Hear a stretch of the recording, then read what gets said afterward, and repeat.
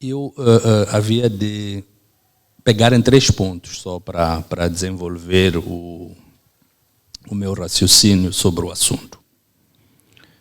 E o primeiro dos pontos, eu vou me socorrer um pouco da perspectiva da Amartya Sen, de desenvolvimento como liberdade.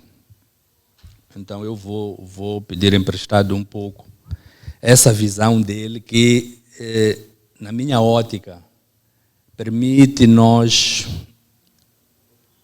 abordarmos, conhecermos melhor, mas também ver este movimento de mudança que tem ocorrido. E é uma mudança, em alguns casos, muito rápida, ao nível do desenvolvimento rural, das comunidades e mesmo dos mídias. Então, esta perspectiva dele de trazer para cima a análise das instituições sociais. E ele vai, de forma não restrita, mais ampla, ele fala do funcionamento dos mercados, ele fala da administração, da questão da legislação, dos partidos políticos, das ONGs, quer dizer, das universidades, das igrejas, do sistema judicial, dos meios de comunicação, incluindo de grupos organizados de pessoas. A fugir um pouco a esta interpretação de comunidade.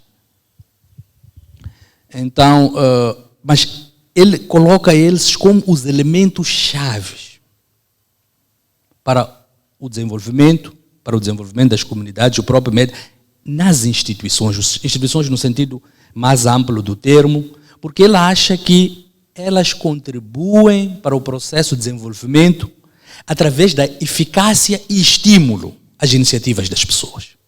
Como é que essas instituições, não cada uma delas isoladas, grupos isolados, a administração, o sistema judicial, os órgãos de comunicação, a sociedade civil, as universidades, as empresas, etc. Mas elas em interação, numa interação positiva, dialogante, com conflitos, obviamente, porque perseguem objetivos diferentes, mas isso vai permitir que haja, no fundo, uma maior energia positiva para o desenvolvimento, se essas instituições, a diversidade das instituições, são elas por si polos onde nós podemos ir buscar a força, a energia, mas também os conteúdos sobre o desenvolvimento que se transmite, o que é importante.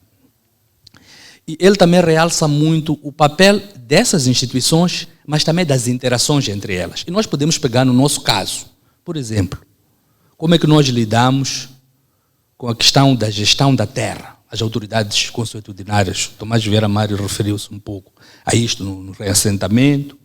A questão dos grupos de chitique. São grupos, são organizações que existem das mulheres, e não existem aqui só nos mercados, nas zonas rurais também existem. Lá nas comunidades existem. Dos mecanismos de resolução de conflitos. Das rádios comunitárias e todo o entorno das rádios comunitárias, o dinamismo que se cria por causa das rádios comunitárias.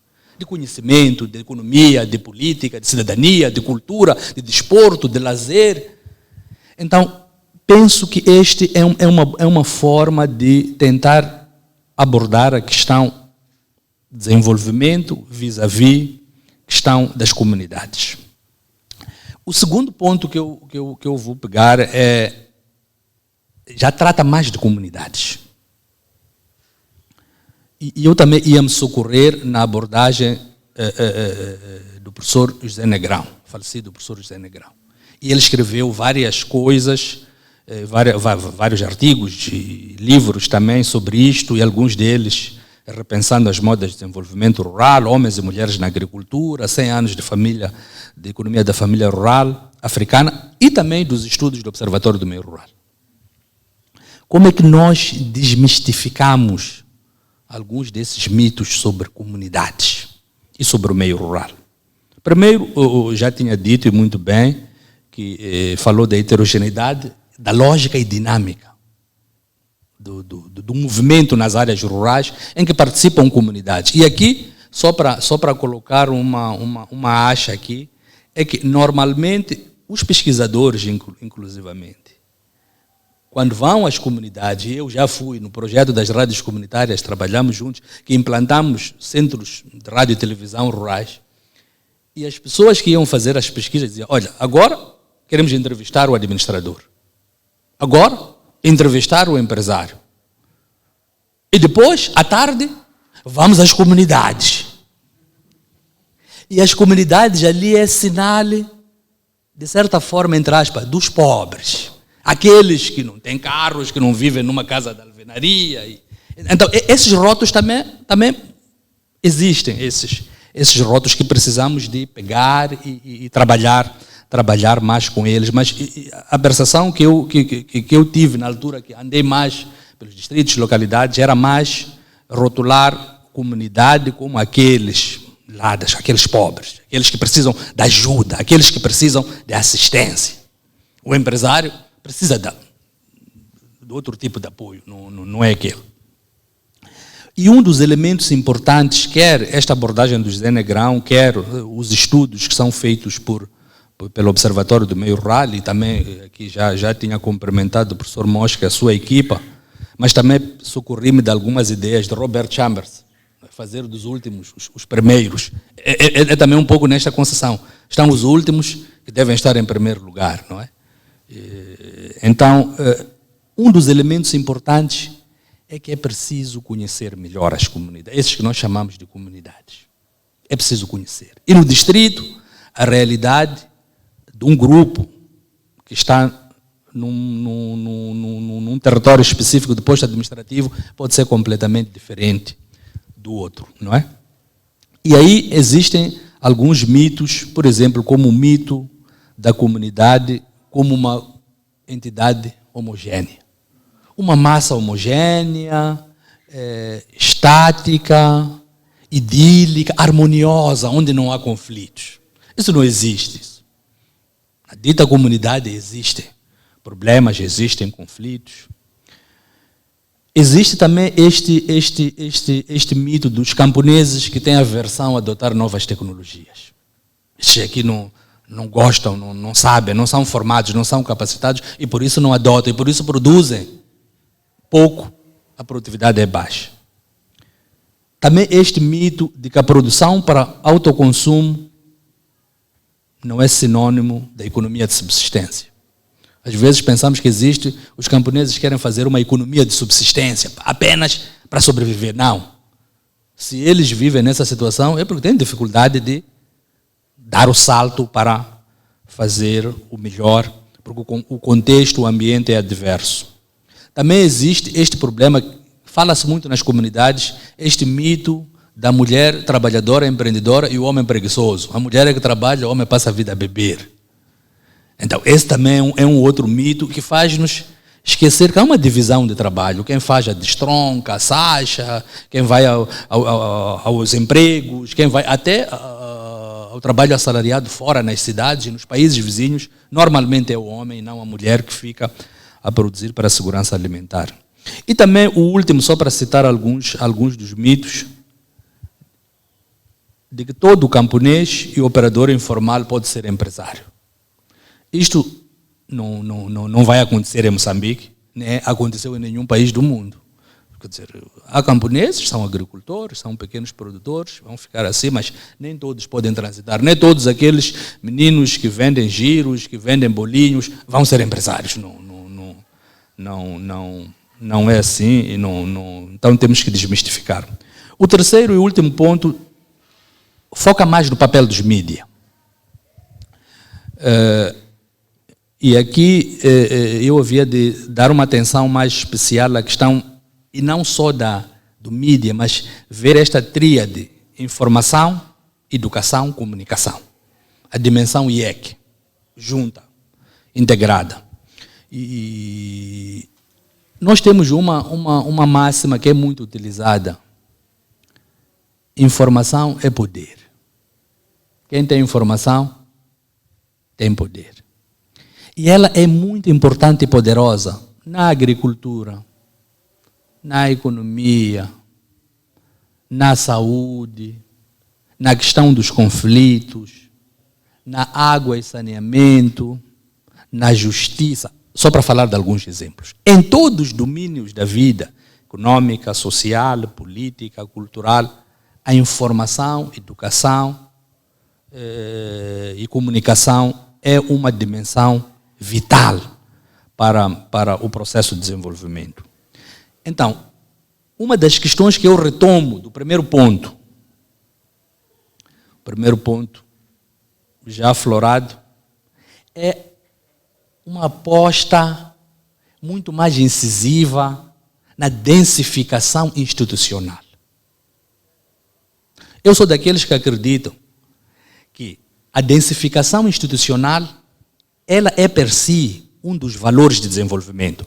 Onde há muitas ONGs, há maior potencial de fazerem um bom trabalho. Onde há muitas empresas, há maior potencial de ter um maior papel. Onde há muitos clubes, então, pela dimensão, pelo número, é possível sempre haver uma competição e haver maior papel disso. Nós trabalhamos, por exemplo, numa altura, distrito, rádios comunitárias. Quem sabe? Talvez rádios comunitárias pode ser um elemento dinamizador já de uma localidade com características peculiares, diferentes do próprio distrito como território. Depende. Então, temos que pensar e apostar nesta questão da densificação institucional no geral, mas particularizando pela dimensão informação, educação e comunicação. Eu também queria me inspirar em Esther Boserup, Uma Lele. Há duas palavras que eu fui recolher nos escritos que eles tiveram, que têm muito poder quando falamos de desenvolvimento rural, comunidades, eu acho também mídia. Uma palavra é acessos, outra palavra é inclusão.